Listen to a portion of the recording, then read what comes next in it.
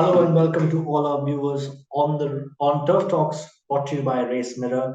Well, it was lovely to have you all on the Mysore Race Day, and today we are back with Calcutta racing to be held on 8th of December. Today's proceeding starts off with the Moon Forest Handicap, a Class 3 race run over a distance of 1400 meters. There are five horses that go to post, and I think that three horses for me stand out in this one. The first one being Dubai Dunes. He's been knocking on the door for some time right now.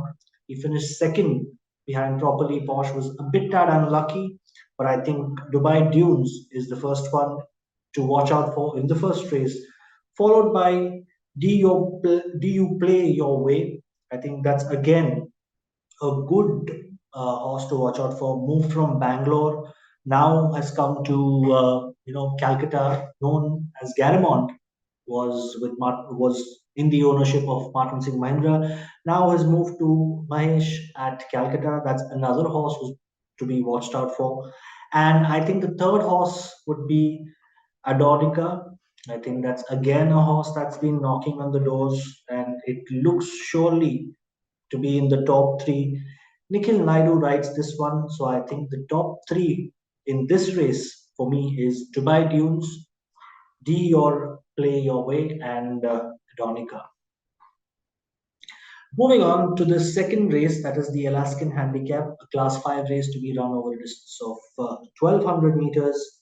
Well, I had the chance to catch up with our expert Albert, and he said that there is one horse to watch out for. That's Atlantic Phoenix Tower out of Riyasat. He is one horse to really watch out for. It's a maiden, but I think Riyasat is one horse that never disappointed, and I think Atlantic will be the horse to watch out for in this Alaskan Handicap, along with another maiden, which is Prosperous Prince.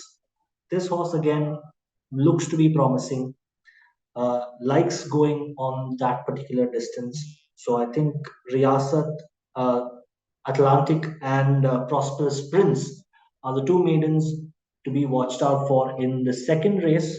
Followed by there are two horses again that I think will do wonders. One is Salvador.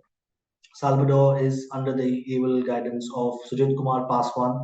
I think Salvador is one to watch out for, and I think another one would be most probably Tahoe, who can upset the apple cart. So I think these four horses are to be watched out for in the second race.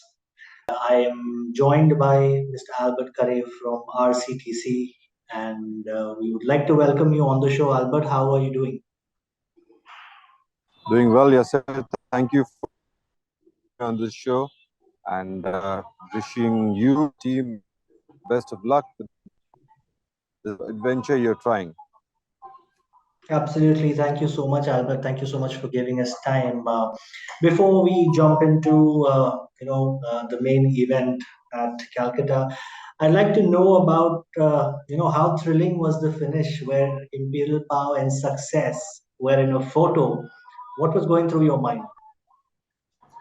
To be honest, I had a weird situation because I was supposed to interview them just after the race. So we were trying this at least on while I'm here. This was the first time I was trying this. So I was standing on the rail side near the winning post, and I hoped that I would get to know who the winner was before I went on the track, but I couldn't figure out. Jockeys return, each one was asking me who won, who won. I kept nodding my head and said, I don't know. So, it was a very thrilling moment. And then the guys, they put my mic on. The judge's mic was not on. So there was a delay in the result. And then finally, when it came out as dead heat, it was like, it was a very difficult task for me because I didn't know what to do in a dead heat situation. I had prepared, it's like they say, you prepared for a particular exam and it comes out of syllabus. So something like, but it was a very uh, thrilling and above all, I think finishes like that, and we have had quite a few finishes in this season also, where it's been a blanket finish. So such finishes, I think, brings in the crowd more than other finishes. Yeah. Absolutely, and I think Imperial Power came out and won the 2000 Wolf 777 2000 guineas as well. It was a field day for you with a lot of celebrities on the course. It's really great to see the sport being advertised in the right light and with sponsors coming in. Your take on that? Absolutely. It was first before we had the 2000 guineas, the Wolf 777 2000 guineas. We had the Wolf 777 1000 guineas, which was won by success. So basically, there is a friendly rivalry building up between the Vijay Singh and Patrick Quinn yard with their respective words, which is success and imperial power, which dead-heated the monsoon derby. So after success came out and won in such emphatic fashion, everybody was like, over to you, imperial power. What are you going to do with it? So when imperial power took over the running, I wasn't really sure because if that's his running style, it's not really his running style. It runs with the pace, but making the pace, but then it was such so much superior to the rest of the field that it absolutely pulverized them. And I think now that they have each won their respective guineas, so I think it's next stop is the Calcutta Derby. So it's going to be a interesting battle between the two, and I think both camps are very confident about their awards. So it's going to be probably another nail biter. Absolutely, Albert. Thank you so much for your views. Moving on to the third race, which is the Scarlet Prince Handicap. Again, a Class 4 race to be run over a distance of 1600 meters. I think it's going to be a straight race between Magneto, Randolph, and El Patron, as I think, because Magneto is in form.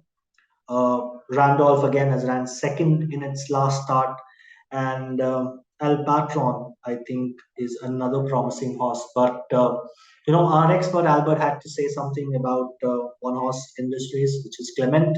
So let's hear what he had to say about this. Well, a few other horses for our viewers, which they may want to look out for. One will be in the third race. That'll be Klimt. Klimt, I remember the trainer, Mr. Padmanabhan, before the race, and he said, "You know what? I'm giving the horse a chance because horses, the classics don't come around every time for them. So I'm throwing it in the deep end, but I'm not really very optimistic or not very confident about it. Your classic contenders for maybe the later part of the season, maybe the Oaks or maybe the Derby. So you better watch out for how Klimt runs its race. Well, thank you so much, Albert, for your views. That is there you have it. So the horses to watch out for in this one are Magneto, Randolph, Clement, and Alpatron. So hope you've got your books out and you've taken a note of this. All right, ladies and gentlemen, moving on to the fourth race of the day, which is the Ace Rider Handicap Class 2 race to be run over 2000 meters. Four horses go to post, and I think it's going to be a tough one. But we've got the likes of Eastwood, who's won a derby and who's run second in the St. Ledger, followed by Mandeville, who's a previous winner in the same distance. He came flying on the outside. And another one to watch out for is Third Avenue. If it is a field day, Third Avenue will give a run for money for Eastwood and Mandeville. But what I would feel is that Eastwood would be the one to beat with the able guidance of Neeraj Rawal. So for me, it's going to be Eastwood, Mandeville, and Third Avenue. All right, moving on to the main event at RCTC, which is the Bangalore Turf Club Cup, which is to be run over a distance of 1,200 meters for Class 1 horses. Well, interesting field here. We have the likes of Awesome One, Anastasia, Mystic Bay, the Sovereign Orb, the Protector, Full Volume, Legendary Striker, Montfrino. So I think all these horses are speedy customers. But I think I had a chance to connect with Albert. So let's go over to Albert and listen to what he had to say.